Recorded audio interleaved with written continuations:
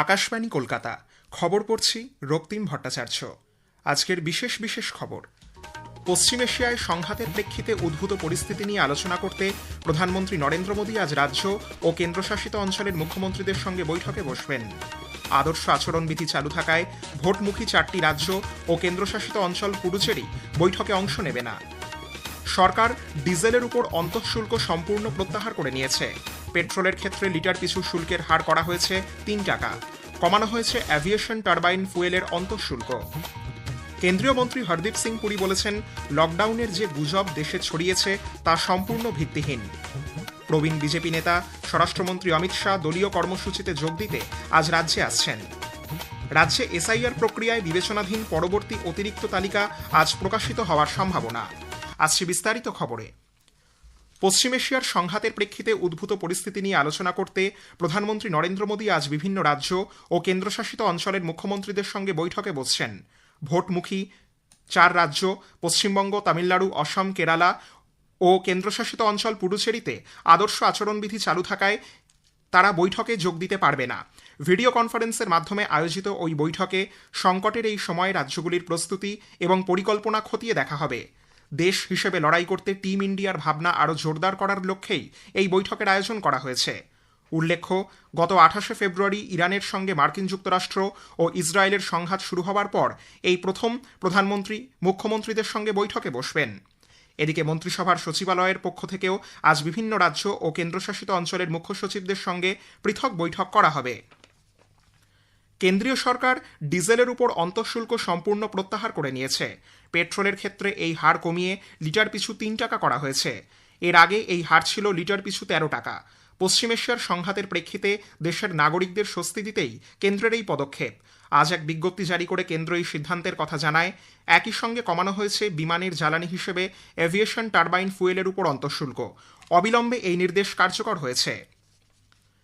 কেন্দ্রীয় অর্থমন্ত্রী নির্মলা সীতারমণ সুনিশ্চিত করে বলেছেন, সরকার পেট্রোল, ডিজেল এমনকি বিমানের জ্বালানির মূল্য কোনোভাবেই বৃদ্ধি করবে না। নতুন দিল্লিতে আজ সাংবাদিকদের তিনি বলেন, পশ্চিম এশিয়ার বর্তমান পরিস্থিতির কথা মাথায় রেখে প্রধানমন্ত্রী নরেন্দ্র মোদী একটি বৈঠকে জানিয়েছেন, দেশে বর্তমানে পেট্রোল, ডিজেল এবং বিমানের জ্বালানির কোনো ঘাটতি নেই। জনগণের স্বার্থে এই পরিস্থিতিতে এগুলোর মূল্য কখনোই বাড়া উচিত নয়। आज इस निर्णय के कारण सप्लाई कमी नहीं होगा। जनता को डीजल भी, पेट्रोल भी, क्रूड भी मिलेगा। और एटीएफ बहुत इम्पोर्टेंट है। भारत देश का एयरक्राफ्ट और हमारी कंपनियों का एक एटीएफ मिलना आवश्यक। माननीय प्रधानमंत्री जी ने इमरजेंसी में एक मीटिंग बुलाई और इस विषयों के ऊपर चर्चा गोष्ठी करके तुरंत निर्णय किए। কেন্দ্রীয় পেট্রোলিয়াম ও প্রাকৃতিক গ্যাস মন্ত্রী হরদীপ সিং পুরী বলেছেন, মার্কিন যুক্তরাষ্ট্র, ইসরায়েল, ইরান যুদ্ধ এবং হরমুজ প্রণালীতে সৃষ্ট অচলাবস্থার মধ্যে আন্তর্জাতিক বাজারে অপরিশোধিত তেলের দামে তীব্র বৃদ্ধির প্রেক্ষাপটে সরকার দেশের সাধারণ মানুষকে রক্ষা করার জন্য দায়বদ্ধ। তিনি বলেন, গ্রাহকদের উপর বোঝা চাপানোর পরিবর্তে সরকার নিজেদের কাঁধেই আর্থিক দায়িত্ব বহন করবে। সমাজ মাধ্যমে এক বার্তায় তিনি জোর দিয়ে বলেন, গত এক মাসে আন্তর্জাতিক বাজারে অপরিশোধিত তেলের দাম ব্যারেল প্রতি প্রায় $70 থেকে বৃদ্ধি পেয়ে প্রায় $122 হয়েছে। এর ফলে দক্ষিণ পূর্ব এশিয়ার দেশগুলিতে পেট্রোল ও ডিজেলের দাম 30 থেকে 50%, উত্তর আমেরিকায় প্রায় 30%, ইউরোপে 20% এবং আফ্রিকার দেশগুলিতে প্রায় 50% বৃদ্ধি পেয়েছে। তিনি বলেন, এই পরিস্থিতিতে সরকারের কাছে দুটি পথ খোলা ছিল, দাম বৃদ্ধি করে নাগরিকদের উপর চাপ সৃষ্টি করা অথবা সরকার নিজেদের কাঁধে দায় তুলে নেওয়া। শ্রী পুরী বলেছেন, প্রধানমন্ত্রী নরেন্দ্র মোদীর নেতৃত্বে রাশিয়া ইউক্রেন সংঘর্ষ শুরু হওয়ার পর গত 4 বছর ধরেই সরকার তার দায়বদ্ধতা রক্ষা করে আসছে। কেন্দ্রীয় প্রাকৃতিক গ্যাস মন্ত্রী হরদীপ সিং পুরী বলেছেন, লকডাউনের যে গুজব ছড়িয়েছে তা সম্পূর্ণ ভিত্তিহীন। তিনি বলেন, সরকারের এই ধরনের কোনো প্রস্তাব বিবেচনার মধ্যে নেই। সমাজ মাধ্যমে এক বার্তায় শ্রী পুরী আজ জানিয়েছেন, বর্তমান বিশ্ব পরিস্থিতি স্বাভাবিক নয়। সরকার সামগ্রিক পরিস্থিতি গভীরভাবে পর্যবেক্ষণ করছে। জ্বালানি, তেল, গ্যাস সহ অন্যান্য গুরুত্বপূর্ণ সরবরাহ যাতে সাধারণ মানুষের কাছে পৌঁছয় তা সুনিশ্চিত করতে সরকার প্রয়োজনীয় পদক্ষেপ নিয়েছে বলে তিনি মন্তব্য করেন। তিনি বলেন, যে কোনো পরিস্থিতির মোকাবিলা করতে ভারত প্রস্তুত। সরকার জানিয়েছে, গত 1 দশকে দেশে ইউরিয়া সারের উৎপাদন 23 লক্ষ মেট্রিক টন থেকে বৃদ্ধি পেয়ে 31.5 লক্ষ মেট্রিক টন হয়েছে।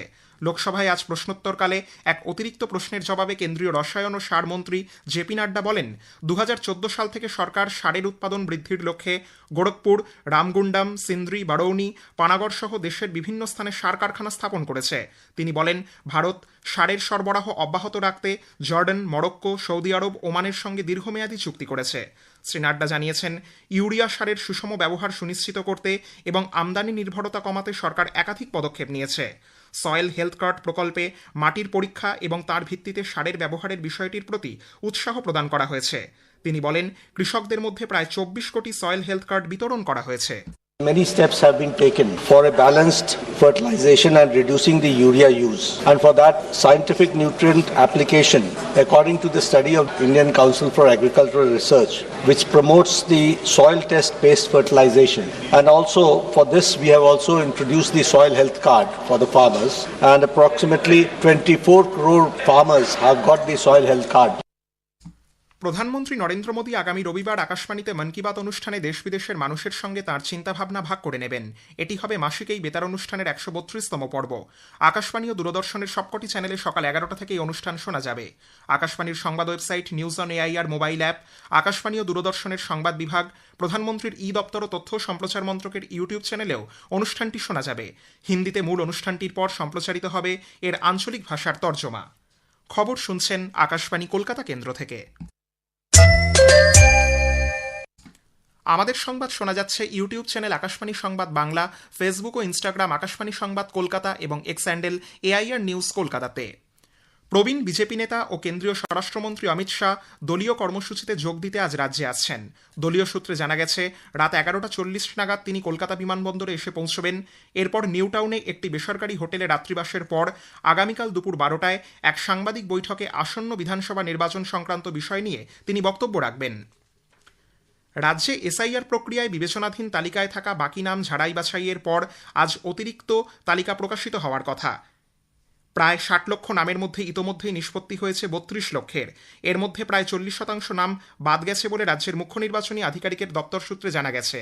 উল্লেখ্য গত সোমবার প্রায় 10 লক্ষ ভোটদাতার প্রথম সাপ্লিমেন্টারি তালিকা প্রকাশিত হয়। ই সাইন প্রক্রিয়া অনুমোদিত নামগুলি তালিকায় রয়েছে বলে জানা গেছে। মুখ্য নির্বাচনী আধিকারিকের পক্ষ থেকে প্রতিদিন তালিকা প্রকাশের অনুমতি চেয়ে কলকাতা হাইকোর্টে আবেদন জানানো হয়। বিধানসভা নির্বাচনকে সামনে রেখে রাজ্যের রিটার্নিং অফিসারদের ফের এক দফায় রদবদল ও নতুন করে নিয়োগের নির্দেশ দিয়েছে নির্বাচন কমিশন। কমিশনের তরফে মুখ্য সচিবকে পাঠানো চিঠিতে একাধিক গুরুত্বপূর্ণ সিদ্ধান্ত জানানো হয়েছে। আগের নির্দেশে আংশিক সংশোধন করে নতুন করে রিটার্নিং অফিসারদের তালিকা প্রস্তুত করা হয়েছে এবং মোট 9টি শূন্যপদ দ্রুত পূরণের নির্দেশ দেওয়া হয়েছে। পাশাপাশি আরামবাগ বিধানসভা কেন্দ্রের জন্য এসডিও রবি কুমারকে রিটার্নিং অফিসার হিসেবে নিয়োগ করার কথা উল্লেখ করা হয়েছে। চিঠিতে স্পষ্টভাবে জানানো হয়েছে সংশ্লিষ্ট আধিকারিকদের আজ বিকেল 5টার মধ্যে নিজ নিজ কেন্দ্রে যোগ দিতে হবে। কোনোভাবেই যাতে রিটার্নিং অফিসারের পদ খালি না থাকে সে বিষয়ে বিশেষ গুরুত্ব দিয়েছে কমিশন। আসন্ন বিধানসভা নির্বাচনকে সামনে রেখে হিংসামুক্ত ভোট করাতে বদ্ধপরিকর নির্বাচন কমিশন। সেই বার্তা সাধারণ মানুষের কাছে পৌঁছে দিতে রাজ্যের মুখ্য নির্বাচনী আধিকারিকের উদ্যোগে আজ এক ম্যারাথন সাইকেল র্যালির আয়োজন করা হয়। স্কুল পড়ুয়াদের অংশগ্রহণে হাওড়া ব্রিজ থেকে রামকৃষ্ণপুর ঘাট পর্যন্ত এই সাইকেল র্যালি অনুষ্ঠিত হয়। র্যালিতে অংশ নেন নির্বাচন কমিশনের আধিকারিকরাও। জেলায় জেলায় আজও রামনবমী উপলক্ষে চিরাচরিত ধর্মীয় মর্যাদায় মিছিলের আয়োজন করা হয়েছে।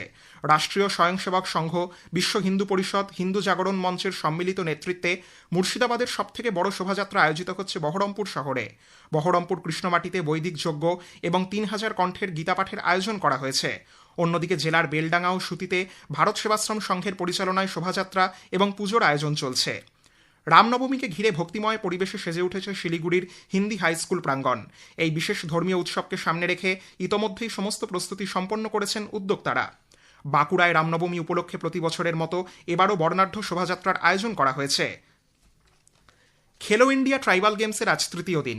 ছত্তিশগড়ের রায়পুরে আজ সাঁতার, ভারোত্তোলন, হকি ও ফুটবল প্রতিযোগিতা হবে। অন্যদিকে কুস্তি প্রতিযোগিতা শুরু হচ্ছে অম্বিকাপুরে। মহিলাদের ফুটবলে গ্রুপ পর্বের ম্যাচে ঝাড়খণ্ড আসামকে 9-1 গোলে পরাজিত করেছে। অন্যদিকে গুজরাট 25-0 গোলে অন্ধ্রপ্রদেশকে হারিয়ে দিয়েছে। শেষ করার আগে খবরের বিশেষ কিছু অংশ আরও একবার। পশ্চিম এশিয়ার সংঘাতের প্রেক্ষিতে উদ্ভূত পরিস্থিতি নিয়ে আলোচনা করতে প্রধানমন্ত্রী নরেন্দ্র মোদী আজ রাজ্য ও কেন্দ্রশাসিত অঞ্চলের মুখ্যমন্ত্রীদের সঙ্গে বৈঠকে বসবেন। আদর্শ আচরণবিধি চালু থাকায় ভোটমুখী 4টি রাজ্য ও কেন্দ্রশাসিত অঞ্চল পুডুচেরি বৈঠকে অংশ নেবে না। কেন্দ্রীয় মন্ত্রী হরদীপ সিং পুরী বলেছেন, লকডাউনের যে গুজব দেশে ছড়িয়েছে তা সম্পূর্ণ ভিত্তিহীন। প্রবীণ বিজেপি নেতা স্বরাষ্ট্রমন্ত্রী অমিত শাহ দলীয় কর্মসূচিতে যোগ দিতে আজ রাজ্যে আসছেন। খবর শেষ হল।